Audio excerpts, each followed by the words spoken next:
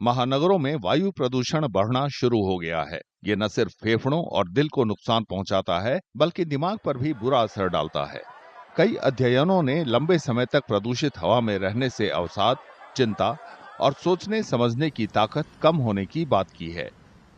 Air pollution is one of the significant contributing factor. ये जो है ये क्या करते हैं कि हमारे बॉडी में एक स्ट्रेस होता है जिसको हम कहते हैं ऑक्सीडेटिव स्ट्रेस। ऑक्सीडेटिव स्ट्रेस में ऐसे वेस्ट प्रोडक्ट्स बनते हैं जो बॉडी से निकलते हैं, उसका बहुत बड़ा स्टोर करते हैं, बहुत ज़्यादा ऑक्सीडेटिव स्ट्रेस बनाते हैं। ये कुछ इन्फ्लेमेटरी मार्कर्स, क्योंकि बॉडी इसको रिएक्ट करती है एडप्ट करने के लिए, जब रिएक्ट करती है तो वो इन्फ्लेमेटरी मार्कर्स रिलीज करती है। ये इन्फ्लेमेटरी मार्कर्स और ऑक्सीडेटिव स्ट्रेस जो है ये हमारी बॉडी के अंदर चलता रहता है और that reaches to brain also. इससे हमारी बॉडी का ऐसा कोई ऑर्गन नहीं है जो इफेक्ट नहीं होता, and brain is very vulnerable, but still लोग इसको ध्यान नहीं देते हैं, दिमाग के ऊपर उतना ध्यान नहीं देते हैं। बाकी फेफड़ों की बात करते हैं, इनफैक्ट लीवर में भी फैटी लीवर रिपोर्टेड है, पर ब्रेन में इसका इम्पैक्ट काफी सिग्निफिकेंट है। जानकारों के मुताबिक प्रदूषित हवा दिमाग के रसायन का संतुलन बिगाड़ देती है। इससे मानसिक सेहत को नुकसान पहुंचता है।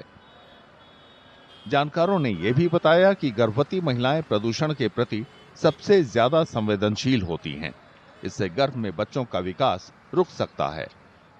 अब वनरेबल ग्रुप की बात करें तो सबसे बड़ा वनरेबल ग्रुप है फीमेल्स, जिनमें की जो प्रेग्नेंट फीमेल्स हैं उनमें ये देखा गया है कि ओवरऑल पॉल्यूटेंट्स है ना, कंट्रीब्यूशन निकालना मुश्किल है, पर ओवरऑल पॉल्यूटेंट्स जो हैं 30 to 40% जो है जो बच्चों को न्यूरो डेवलपमेंटल डिसऑर्डर्स हो रहे हैं, जिनको हम ऑटिज्म स्पेक्ट्रम डिसऑर्डर कहते हैं, एडीएसडी कहते हैं, attention deficit hyper activity disorder कहते हैं, ऐसे डिसऑर्डर्स की प्रेवलेंस को बढ़ाता है। गर्भवती महिलाओं के अलावा जिन लोगों पर प्रदूषण का जोखिम ज्यादा होता है वे हैं बच्चे, बुजुर्ग और पहले से तनावग्रस्त लोग। जो एल्डरली ग्रुप है, क्योंकि उनकी जो वेसल्स हैं, ब्रेन की वेसल्स हैं, न्यूरॉन्स हैं, वो सेंसिटिव ज्यादा होते हैं एज के साथ में, दे आर मोर सेंसिटिव।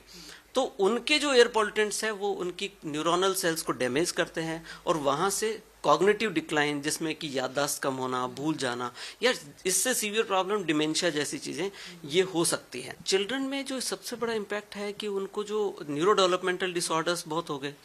अब दूसरे बच्चे क्या होते हैं कि वो एक वल्नरेबल ग्रुप है, डेवलपिंग ब्रेन है, उसमें न्यूरोजेनेसिस प्रोसेस चल रहा है। अब जब डेवलप हो रहा होता है ब्रेन और उसमें पॉल्यूटेंट्स पहुंचते हैं तो उसकी जो न्यूरोनल ग्रोथ है, जो न्यूरोजेनेसिस हो रहा है, उसको वो इंटरप्ट करते हैं, इंटरफियर करते हैं। पर्यावरण के जानकार चेतावनी देते हैं कि मानसिक सेहत और प्रदूषण के बीच रिश्तों को अक्सर कम करके आंका जाता है। उनका कहना है कि खराब वायु गुणवत्ता से उत्पादकता में कमी, अनिद्रा और भावनात्मक सेहत में गिरावट का खतरा होता है। Air pollution is a slow poison. इसके जो इम्पैक्ट्स हैं वो ह्यूमन हेल्थ, डायरेक्ट हेल्थ के ऊपर ही अब तक लोग नहीं समझ पाए हैं। तो जो मेंटल डिसऑर्डर्स हैं, जो एंजाइटी है, डिप्रेशन है, अल्जाइमर है, वो सारी चीज़ें अब तक लोग शायद उस तरीके से नहीं समझ पाए हैं, क्योंकि वो आपका पोल्यूटेड एयर में सांस लेते ही नहीं होते, वो बीमारियां धीरे धीरे आपकी होती हैं।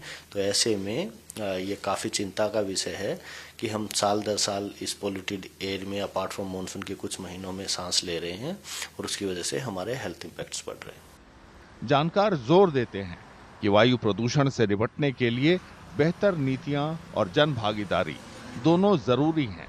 इसके लिए वे स्वच्छ परिवहन, कम औद्योगिक उत्सर्जन और हरित पहल की पैरोकारी करते हैं, जो न सिर्फ शारीरिक बल्कि मानसिक स्वास्थ्य की रक्षा के लिए भी महत्वपूर्ण है।